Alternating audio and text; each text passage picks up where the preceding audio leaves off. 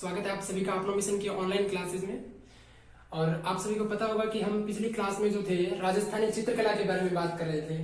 राजस्थानी चित्रकला के अंदर हमने मेवाड़ स्कूल के बारे में देख लिया है, और जो मारवाड़ स्कूल है उसके अंदर हमने जो जोधपुर चित्र शैली है उसके बारे में, और जोधपुर चित्र शैली के बाद में बीकानेर चित्र शैली, बीकानेर के बाद में जैसलमेर चित्र शैली, अजमेर और नागौर चित्र शैलियां। इन चित्र शैलियों की हमें मारवाड़ स्कूल में भी बात करनी है।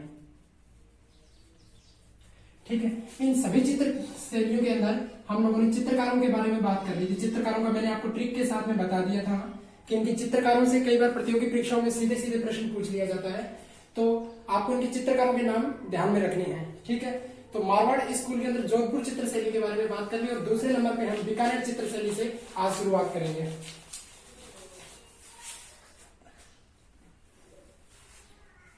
बीकानेर चित्र शैली।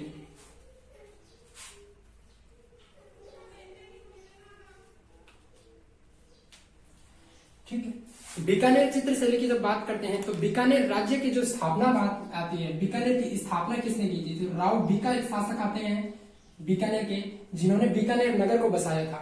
कौन से शासक? राव बीका, जिन्होंने बीकानेर की स्थापना की थी। और इनके काल के अंदर, इनके काल के बाद में जैसे ये बीकानेर की चित्रशैली जो पनपी, उनका जो प्रारंभ माना जाता है, बीकानेर की चित्रशैली का जो प्रारंभ माना जाता है, वो एक महाराणा आते हैं जिनका नाम है राय सिंह। बीकानेर के शासक राय सिंह के शासनकाल में बीकानेरी चित्रशैली की शुरुआत मानी जाती है। ठीक है, दूसरी बात करें कि राय सिंह के शासनकाल में एक चित्र का चित्रांकन किया गया था जिनका नाम था रागमाला। रागमाला ग्रंथ, इसका चित्रांकन किया गया। और इस रागमाला ग्रंथ के जो चित्रकार थे, रागमाला ग्रंथ के जो चित्रकार थे, उनका नाम था नूर मोहम्मद। नूर मोहम्मद, इन्हीं नूर मोहम्मद को एक अन्य नाम से जाना जाता है, और वो है मोहम्मद शाह। वो है मोहम्मद शाह। यानी अब तक मैंने आपको बताया कि बीकानेर चित्र शैली का जो प्रारंभ है वो राय सिंह के शासनकाल से माना जाता है, और इन्हीं राय सिंह के शासनकाल में एक ग्रंथ का चित्रांकन हुआ नूर मोहम्मद, या हम यूं कहें कि मोहम्मद शाह के द्वारा एक रागमाला ग्रंथ का चित्रांकन किया गया, जो क्या था? बीकानेर चित्र शैली का प्रथम चित्रित ग्रंथ माना जाता है। ठीक है, इसके बाद में हम बात करें, राय सिंह की बात करें तो बीकानेर जिले के अंदर एक जूनागढ़ आता है, और इसी जूनागढ़ की जो स्थापना है, या इस जूनागढ़ का जो निर्माण है, वो इन्हीं राय सिंह के द्वारा करवाया गया था। तो इस जूनागढ़ दुर्ग का निर्माण किसके द्वारा करवाया गया था? महाराणा राय सिंह के द्वारा। और महाराणा राय सिंह कहाँ के शासक थे? बीकानेर राज्य के। ठीक है, और इनके काल के अंदर जो मुगल शैली का जो प्रभाव हमें देखने को मिलता है, वो प्रारंभ से ही देखने को मिलता है। किसका प्रभाव? मुगल शैली का प्रभाव।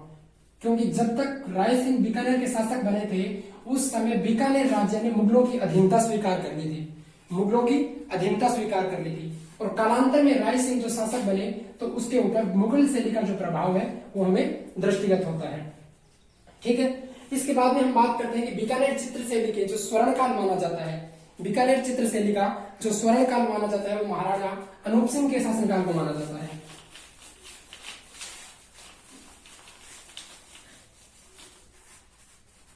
बीकानेर चित्र शैली का जो स्वर्णकाल है वो स्वर्णकाल महाराजा अनूप सिंह के शासनकाल को माना जाता है। किन के शासनकाल को माना जाता है? महाराजा अनूप सिंह के काल को। इनके काल को बीकानेर चित्र शैली का स्वर्णकाल माने जाने का कारण क्या है? इसके पीछे रीजन यह है कि अनूप सिंह के शासनकाल में बीकानेर चित्र शैली में सर्वाधिक चित्रों का चित्रांकन किया गया। सर्वाधिक चित्रों का चित्रांकन किया गया। कौन सी शैली में? बीकानेर चित्र शैली में। किसके शासनकाल में? तो महाराणा अनूप सिंह के शासनकाल में।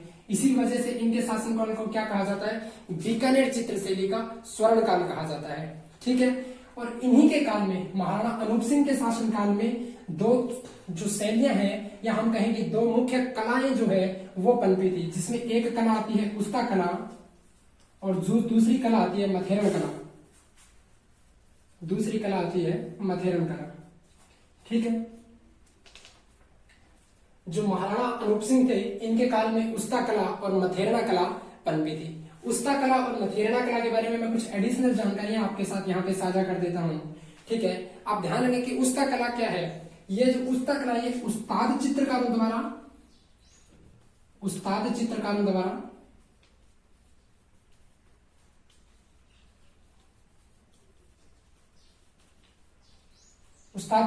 द्वारा इनका चित्रांकन किया जाता है। किसका? उस्ताद चित्रकला का। और इसी के साथ में अगर मथेरन चित्रकला की बात करें तो मथेरन चित्रकला जो है उसका जो चित्रांकन किया गया वो स्थानीय कलाकारों द्वारा किया गया। किसके द्वारा किया गया? स्थानीय कलाकारों द्वारा किया गया। ठीक है, दूसरी बात करें हम कि जो उस्ता कला है उसकी विशेषताएं क्या क्या है। जो ये उस्ता कला है ये मूलतः लाहौर की थी। लाहौर से यह राजस्थान के राजपूताना के अंदर इसने प्रवेश किया था, यानी यह मूलतः कहाँ की थी? लाहौर से। अगर प्रतियोगी परीक्षा में प्रश्न पूछ लिया जाए कि राजपूताना या हम यूं कहें कि राजस्थान के अंदर जो उस्ता कला है वो कहां से आई थी, तो आपका जवाब रहेगा लाहौर से। कहां से? लाहौर से। किसके शासनकाल में अगर पूछ लिया जाए तो महाराणा अनूप सिंह के शासनकाल में। और इसके समकालीन कौन सी कला थी अगर पूछा जाए तो कौन सी कला आएगी? मथेरन कला के बारे में आपको जवाब देना है। उस्ता कला होती क्या है? आप ध्यान देंगे कि ऊंट की खाल पर चित्रांकन करना। ऊंट की खाल पर चित्रांकन करना। ऊंट की खाल पर चित्रांकन करना क्या कहलाता है? उस्ता कला कहलाता है। यानी कि ऊंट के बालों को काटकर विभिन्न तरीके के जो डिजाइन बनाए जाते हैं, जो आकृतियां बनाई जाती है, उन्हीं को क्या कहा गया है? उस्ता कला कहा गया है। साथ ही साथ इसमें काष्ठ पर भी चित्रांकन किया गया है। काष्ठ पर भी चित्रांकन किया गया है। ठीक है, और इसके अलावा हम बात करें कि उस्ता कला के जो कलाकार थे, जो उस्ताद चित्रकार थे, इन्होंने भित्ति चित्रण भी किया है। कैसा चित्रण किया है? भित्ति चित्रण। तो उस्ता कला के लिए आप ध्यान रखेंगे कि ऊंट की खाल पर चित्रांकन किया जाता था, उस्ताद चित्रकारों द्वारा किया जाता था और मूलतः यह कहां की थी? लाहौर की। किसके शासनकाल में बीकानेर चित्र शैली में पनपी है? तो महाराणा अनूप सिंह के शासनकाल में।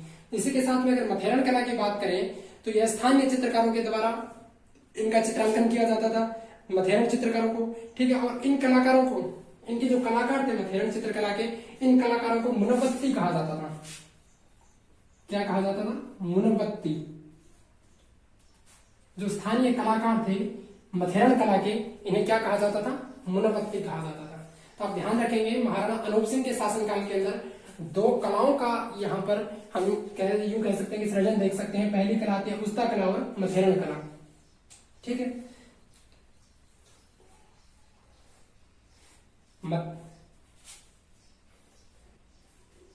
पूर्व सूचना के बगैर आज आपकी क्लास जो है लाइव क्लास चल रही है। आज की आपकी क्लास रिकॉर्डेड क्लास ना देकर मैं आपके लिए लाइव क्लास लेके आया हूं। ठीक है, तो इसके बारे में आप देखना मथेरन कला होती क्या है। आपके माइंड में प्रश्न। उस्ता कला के बारे में मैंने बता दिया कि ऊंट की खाल पर चित्रांकन करना कौन सी कला है? उस्ता कला। तो मथेरन कला कौन सी कला है? तो लकड़ी की पट्टिकाओं पर चित्रण। किस पर? लकड़ी की पट्टिकाओं पर चित्रण। लकड़ी की पट्टिकाओं पर जो चित्रण किया जाता है, लकड़ी की जो पट्टिकाओं पर चित्रण किया जाता है वो कौन सी कला कहलाती है? मथेरन कला। ऊंट की खाल पर जो चित्रांकन किया जाता है वो कौन सी कला? उस्ता कला कहलाती है। ठीक है, यहां तक आई चीज समझ में। चलिए आगे बीकानेर चित्र शैली की कुछ और विशेषताओं के बारे में बात करते हैं।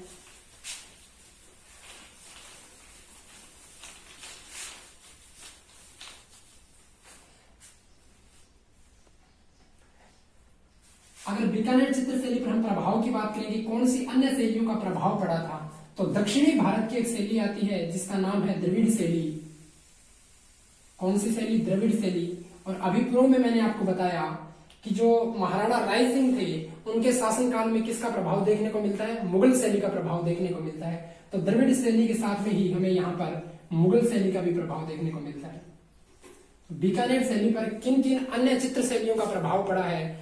तो दक्षिणी भारत की द्रविड़ चित्र शैली और मुगल शैली का प्रभाव बीकानेर चित्र शैली पर हमें देखने को मिलता है। द्रविड़ शैली का प्रभाव किस वजह से देखने को मिलता है? तो अभी मैंने आपको बताया था कि महाराणा जो अनूप सिंह थे, ये औरंगजेब के समय एक सेनापति के रूप में दक्षिणी भारत के एक अभियान पर गए थे और वहीं से इन्होंने द्रविड़ शैली से प्रेरित होकर बीकानेर राज्य के अंदर द्रविड़ शैली को जन्म दिया था। ठीक है, चलिए इससे आगे मैं कुछ और आपको एडिशनल विशेषता बीकानेर चित्र शैली के बारे में बताऊंगा कि इसका जो सर्वाधिक चित्रांकन जो किया गया सर्वाधिक चित्रांकन जो हुआ है इस शैली के अंदर वो आम के वृक्ष का हुआ है। किसका? आम के वृक्ष का। इसके अलावा हम यूं कहें कि घोड़े का चित्रांकन सर्वाधिक किया गया है। किसका? घोड़े का चित्रांकन, यानी आम के वृक्ष का सर्वाधिक चित्रांकन, घोड़े का चित्रांकन किया गया है। साथ ही मैं यूं कहूं कि जो मोस्ट इंपोर्टेंट है, आप नोट डाल के भी लिख सकते हैं कि बीकानेर चित्र शैली के जो भी कलाकार थे वो चित्र के नीचे अपना नाम, पिता का नाम और तिथि अंकित करते थे। पिता का नाम और तिथि अंकित करते थे। यानी कि मैं आपको ये बताऊं कि जितनी भी मैंने आपको कहा था शुरुआती क्लास के अंदर कि कुल मिलाकर हम 17 चित्र शैलियों का अध्ययन करेंगे। इन्हीं 17 चित्र शैलियों में एकमात्र चित्र शैली है बीकानेर चित्र शैली, जिसके कलाकार चित्रों के नीचे अपना नाम, पिता का नाम और तिथि अंकित करते थे। बाकी जो भी 16 चित्र शैलियां हैं उसमें कहीं पर भी आपको चित्रकार का नाम या उनके बारे में आपको कोई जानकारी प्राप्त नहीं होगी। यह एकमात्र आपको बीकानेर चित्र शैली में देखने को मिलेगा। ठीक है, और यह किसके शासनकाल में प्रारंभ हुआ? तो महाराणा अनूप सिंह के शासनकाल में यह प्रारंभ हुआ था। ठीक है, बीकानेर चित्र शैली के बारे में आपसे प्रतियोगी परीक्षाओं में इससे बाहर कुछ नहीं पूछा जाएगा। ठीक है, चलिए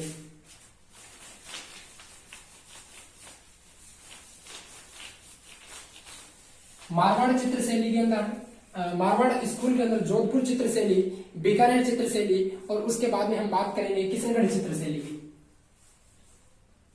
किशनगढ़ चित्र शैली, किशनगढ़ वर्तमान में कहां पर आता है? अजमेर जिले में किशनगढ़ शैली।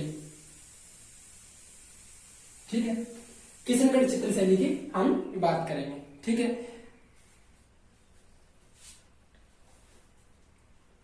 अगर हम बात करेंगे किशनगढ़ चित्र शैली जो है इसको प्रकाश में लाने का श्रेय किसे दिया जाता है, यानी इसे प्रकाश में कौन लेके आए थे?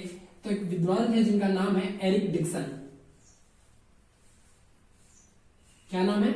एरिक डिक्सन, जिन्होंने किशनगढ़ चित्र शैली को प्रकाश में लेके आए थे। ठीक है, और एरिक डिक्सन और इन्हीं के साथ में इनके एक सहयोगी आते हैं जिनका नाम है फयाज अली। मैंने आपको बताया इनके एक सहयोगी थे जिनका नाम है फयाज अली।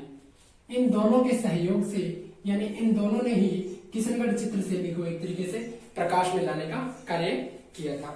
ठीक है, दूसरी चीज मैं ये आपको बताऊं कि किशनगढ़ चित्र शैली का, या हम यूं कहें कि राजस्थानी चित्र शैली का एक प्रसिद्ध चित्र आता है जिसका नाम है बणी ठनी, जिसका नाम है बणी ठनी चित्र। ठीक है, इस बणी ठनी को भारत की मोनालिसा किसने कहा है? एरिक डिक्सन ने। क्या कहा है? भारत की मोनालिसा, भारत की मोनालिसा। ठीक है, मैंने आपको बताया कि किशनगढ़ चित्र शैली को प्रकाश में लाने का जो कार्य किया है वो एरिक डिक्सन और सहयोगी फयाज अली के द्वारा किया गया। और एरिक डिक्सन ही थे जिन्होंने किशनगढ़ चित्र शैली के बणी ठनी चित्र को भारत की मोनालिसा कहा है। क्या कहा है? भारत की मोनालिसा कहा है। और इस किशनगढ़ चित्र शैली में जो सर्वाधिक चित्रांकन किया गया है, क्या सर्वाधिक चित्रण जो किया गया है वो बणी ठनी का ही किया गया है।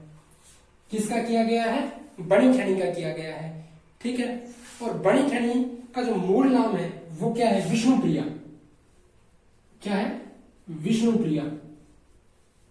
विष्णुप्रिया बणी ठनी का मूल नाम है। मैंने आपको बताया किशनगढ़ चित्र शैली में सर्वाधिक चित्रांकन किसका किया गया? बणी ठनी का किया गया। बणी ठनी का मूल नाम क्या है? विष्णुप्रिया। बणी ठनी को ही भारत की मोनालिसा कहते हैं। और यह सब किसने कहा था? तो एक विद्वान जिनका नाम है एरिक डिक्सन, जिन्होंने भारत की मोनालिसा कहा है। किसे? बणी ठनी को। ठीक है, इस बणी ठनी चित्र को बनाया किसने था, या हम यूं कहें कि इसके चित्रकार कौन थे, तो इनका नाम आता है निहाल चंद। नाम आता है निहाल चंद, और इन्होंने ही बाद में अपना नाम बदलकर नागरीदास रख लिया था। क्या रख लिया था? नागरीदास इन्होंने रख लिया था। ठीक है, बड़ी ठनी के चित्रकार कौन हो गए? निहाल चंद। ठीक है, और इन्हीं का नाम क्या था? नागरीदास। ठीक है, इसे ही जो बड़ी खंड चित्र है इसे ही मारवाड़ की मोनालिसा भी कहते हैं, इसे राजस्थान की मोनालिसा भी कहते हैं, इसे ही भारत की मोनालिसा कहते हैं। ये तीनों वर्ड ही किसने दिए हैं? एरिक डिक्सन ने दिए हैं। ठीक है, भारत सरकार ने 1973 में, ठीक है, मैं आपको एक एडिशनल जानकारी यहाँ पे साझा कर देता हूँ कि 1973 की बात करते हैं, 1973 की, तो 1973 में भारत सरकार ने बड़ी खंड चित्र पर एक डाक टिकट भी जारी किया है। क्या जारी किया है? डाक टिकट।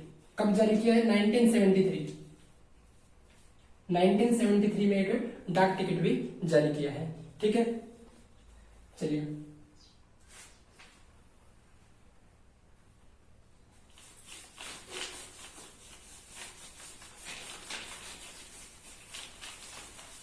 इससे आगे जो किशनगढ़ चित्र शैली है इसके बारे में हम कल की क्लास में बात करेंगे। अभी मैं आपको बता दूं कि मेवाड़ जो स्कूल है, मेवाड़ स्कूल के अंदर हमने 4 शैलियों के बारे में बात कर ली है अब तक। कितनी शैलियों की?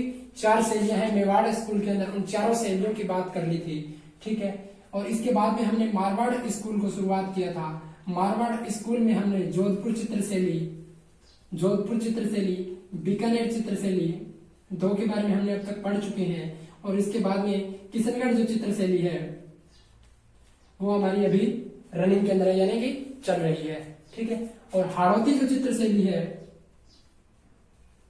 ठीक है, हाड़ौती चित्र शैली शायद मैंने आपको करवा दी है, वो मैं भी एक बार चेक कर लूँ। अगर मैंने आपकी क्लास में ये करवा दिया है तो ठीक है, नहीं तो हम मारवाड़ के बाद में हाड़ौती शुरुआत करेंगे और उसके बाद में हम पढ़ेंगे डोडार स्कूल।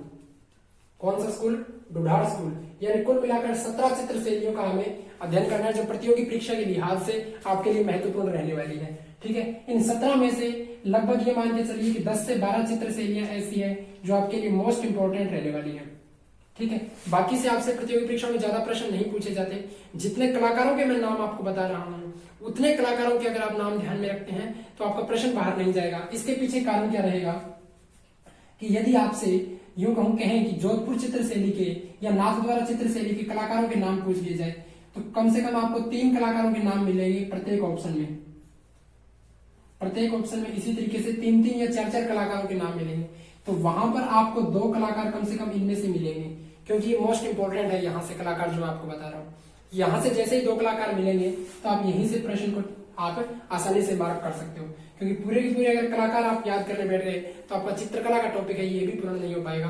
अन्य टॉपिक है बहुत आगे की बात है। ठीक है, तो चलिए आज के लिए इतना ही, कल फिर मिलते हैं, तब तक के लिए धन्यवाद।